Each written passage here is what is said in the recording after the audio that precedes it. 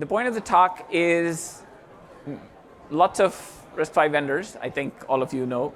But what can open source do is really what we wanted to do. I don't see a lot of people who have really dug into the idea of what can open source bring to your SoC. So we're going to talk, so those of you who are very familiar with CVA6, this will sound like selling because it is. But I think there's real power in what we're talking about that should come out of this.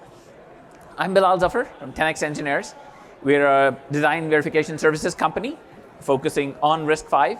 So everything from today's problem of RISC-V, of trying to build RISC-V, trying to implement it, trying to verify it, to the tomorrow's problems, which are also becoming today's problem, which is writing compilers, writing libraries, porting stuff to RISC-V. Right now, the team of about 75 people, 6 different clients, working on all sorts of areas within RISC-V. So RISC-V was, the reason why we started. So back in 2019, when this, I guess the attendance at the summit was probably not even half of this, even virtually. That's when we started working on RISC-V. Some of the past colleagues, Tassif worked with us when he was at Sci-Fi. So the team developed sort of a lot of experience and exposure into RISC-V. Still can see some people in other companies who worked with us at the time. We've been sort of focused on RISC-V since then. A lot of work that we do now is now moving from verification to library porting, software development, and compiler development for custom instructions, et cetera, on RISC-V. So we hope to contribute to that part in open hardware as well. So what's the point of the talk today? The point of the talk is to talk about the trade-offs. Today, if you want to build the next SoC with RISC-V, 2 obvious options are the lowest cost option, the least amount of flexibility, which is to license a core. Very good license core vendors out there. You can pick a core that pseudo meets your need and work off of that. And that's one option. Cost will be lower because obviously the development cost is amortized over all the companies that are using that core. But control is not there. You can't ask for customizations on that particular core that match your roadmap. You may not need stuff that they have in the core. You'll end up burning silicon area. You may not get the stuff that you need, which will suffer, where you'll suffer on the flexibility side. The other extreme is developing cores in-house. I'm going to build a team. A lot of companies are doing that, by the way, right? I mean, good for all the ASIC engineers like me, but not so good for those companies because you end up paying a lot more cost for some flexibility that you get in terms of features, in terms of roadmap, and some control that you get. So the idea is that there's a huge space in between those 2 extremes, and that's what we're going to talk about today. And the case I'm going to make to you that CVA6 offers the right starting point to operate in that green zone.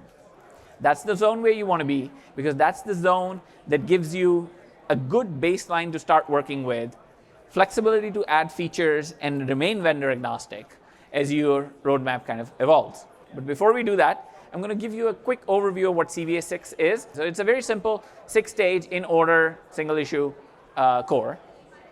Can do 32 bits or 64-bit out of the same RTL. It's parameterized. So industry partners have been using it in their FPGA products. So this thing is not in silicon as an ASIC, but this is in products being used. You can boot Linux on it. You can boot a Linux type operating system and start running your applications. The software suite is good enough. So GC support, et cetera, is there for anyone to start using that in their designs right off the bat. So CVA6 gives you that good starting point. Now comes the integration part. That's where I think most people get curious. Is this just a processor core or can I get something else with it? So there is an open source RISC-V vector coprocessor that's called ARA. It's being brought to the open hardware ecosystem in the next few months.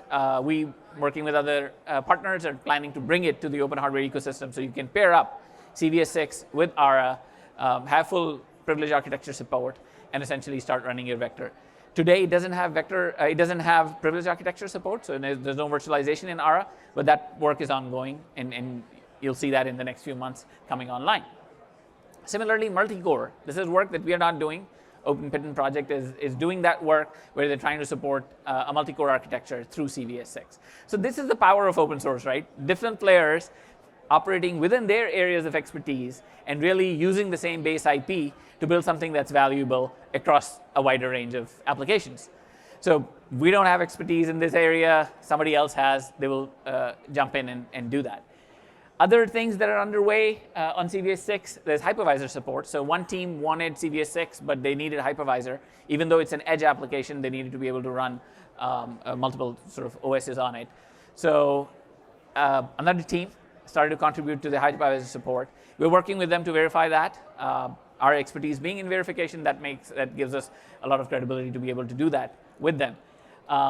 This should be, so this is available already, but this should be merged in the, I think, upstreamed into the main trunk in the next few months as well. Similarly, new extensions. So when bit manipulation extension got ratified, I think CVA6 was the first core that actually had support for it. So our team added support for bit manipulation instructions into CVA6, I think 3 or 4 months after the spec was ratified. The reason for that, the core is there, the expertise are there. We had the people to deploy and get that in very quickly, and now it's being used. So Thales Group is planning to commercialize ASIC with CVA6, and their first requirement was a bit manipulation instruction, and they were able to get that because it was the community that was supporting it. So support for code size reduction instructions is there. We're trying to see if we can improve the performance. There are performance bottlenecks. So we've built a performance model based on Gem 5. So if you pick up CVA6, you can get the Gem 5 model for it. You can also start to run applications on it and see what performance you'll get at the core level. So we're trying to build that, and that has helped us identify performance bottlenecks that will be fixed next. The big issue around open source has always been, open source IP has always been verification. How can I put my, whatever, $30, $40 million project at risk because some dude in the open source didn't verify it correctly? So we've been focusing a lot on that, and working with Thales, we put together a very aggressive verification plan that will get the score ready for ASIC tape out. So they are putting this on their product roadmap, and the open source community is helping them get there through the verification support. Implementation is completely done by Thales, but on the verification side, we're doing a lot of work with them to try and get there. The goal is very simple. Once this tape out happens, you will have an ASIC-ready, low-performant, but good enough to get started core, and now you can start building on it. Now you can start to ask, what can I do with this core out in the open source? What are different community members doing in the open source? Versus, what is it that I need to do in-house versus what do I need to do through maybe a service partner like 10x, right? We are committed to this core. That's why I'm here on the open hardware floor. That's why they allowed me to come and talk. We are committed to an entire roadmap around CVA6. What you're seeing is just the first step. It is a product of the last few months of our discussions with open hardware, Thales.